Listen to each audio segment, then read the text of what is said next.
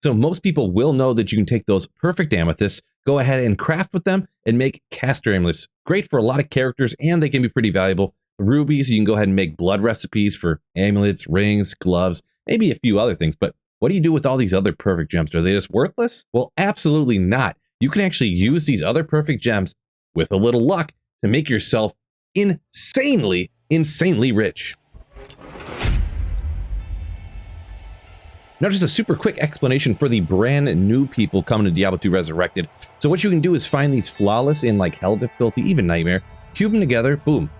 You go ahead and you get a perfect gem. Then what you can do is you can actually take 3 perfect gems, throw them in the Roderick cube, and you can grab any right here blue magic item and throw them in the cube with those gems, and boom, it actually creates a brand new magic item with new affixes down on the bottom there, so new stats on it. But in general, I would not recommend doing it on some random belt that you just got from Charcy. Now, the very first thing I'd recommend using these perfect gems on, and that would be Grand Charms. So right here we have a Grand Charm, and not just any old Grand Charm. You want a Grand Charm that is high enough level in order to roll with 45 to life. Now, how do you go ahead and get your hands on one of these Grand Charms that you know has a possibility to get that 45 to life? Now, the 3 classic ways is getting a Grand Charm that falls off specifically Baal, Diablo, or Neelathak. And I'm not talking about one of the monsters in the area. It specifically has to fall off one of those 3 monsters. Another way to get these Grand Charms is actually farming from high-level terror zones. And the cool thing is, in these terror zones, if you're high enough level, you can actually pick up any Grand Charm from that entire area, and it'll be high enough in order to roll with that 45 to life on it. So as long as your character made the game and your character is 89 and higher, that terror zone should be high enough level in order for that Grand Charm, anyone to drop from the terror zone area, to be able to get that 45 to life. Just with the 45 to life, that's not going to be the main thing that makes it super valuable. It also has to roll as a skiller. So you want to get something like 1 to javelin and spear skills along with that 45 to life. Now, why would you want to get this 1 to skill 45 to life? Well, look how much this one traded for right here. This is on Tradery. It's a pretty common trade site. Elemental skillers are a popular one, 140 jaw. And just for another example down here, there is a 1 to fire skills 45 to life that sold for 45 jaw runes here on the trade site. So this is one of the things you're really hoping to get from these Grand Charms. But you can get other valuable things too. Here you have a 45 to life, 124 attack rating. That sold for 4 burrs. And if you cubed something that got a value of 4 burr runes, you're not going to be mad about that. Now, you are pretty unlikely to get that maximum of 45 to life, but you have the opportunity as long as it's high enough level. But also all sorts of other things you can get. The 1 to a skill with hit recovery, 3 jaws. Well, don't mind if I do. Or hey, would you even be mad if you took that random Grand Charm you picked up from like a terror zone and cubed it with some gems and got a poison bone skill that you could trade for an ist? I mean, hey, I'd be happy even with just that. So the Grand Charm is a pretty well-known one. That's what a lot of the more experienced people will use. But there's a couple others that I'm going to go over right now that maybe are more interesting. Maybe you're a little bit more of a gambling degenerate. And that is right here. And we're actually taking a look at Monarchs. Now, when you go ahead and cube them, what you're hoping to get is actually a Jeweler's Monarch of Deflecting. This is when it rolled with 4 sockets. It gets an increase in block rate and block chance. And these things are astronomically valuable. Hopping over to Tradery once again, just to check the values. These are on completed trades. The last section I did was as well. So right here, we have a JMod. That's what they call it for short. A JMod, Jeweler's Monarch of Deflecting.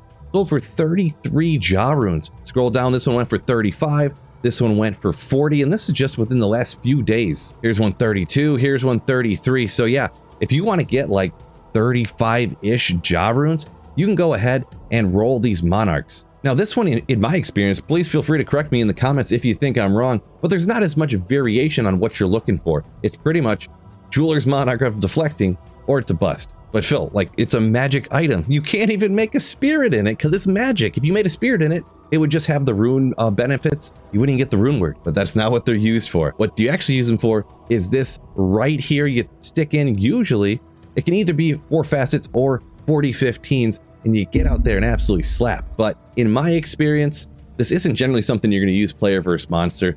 Maybe it could boost up certain things slightly, but it would be just mega unnecessary. From what I understand, and it's not my expertise in any means, but I believe this is mostly used in player versus player PvP, and those people are known to pay out the wazoo for the absolutely perfect thing that they're looking for. And these J mods are one of them. Now up next, it might be something that I actually pursue here in the near future. Usually I stick to the grand charms. It is kind of the most consistent. You get the most good things, the most opportunity to get just something to help you like a skiller. But the small charms can be incredibly crazy valuable. Go ahead and cube them up. And there's actually a few different things you're hoping to get. First up, my God, look at the small charm right here. 3 max, 20 attack rating, 20 to life. Look at what it traded for just a couple of days ago here. 80 jaw runes. 80. But yeah, it's really hard to price these on what the rune value would be, because what I see a lot of completed trades here are actually mostly for 4 20 to life, 5 all-res small charms, which leads us right into the next thing that you probably are hoping to find. And that's these 20 to life, 5 all-res small charms, like I just said.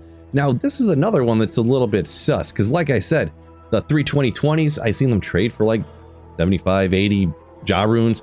Then there was that one that sold for 15 burr runes. This one right here, it shows multiple completed that traded for 75-ish jaw runes. But you just seen the 320/20 trading for 4 of these, so I don't really know what's going on with these prices on Tradery. Sometimes these incredibly rare items are incredibly hard to price, so, you know, take for that what you will. But one thing I do know, they are absolutely incredibly valuable. So yeah, it doesn't really matter. The further I scroll down, even go back a few more days, 75 jaw runes, 78 jaw runes. Here we have 86 jaw runes. Here's 78. So yeah, pretty crazy the numbers here. But yeah, for what I can say, they're definitely insanely valuable.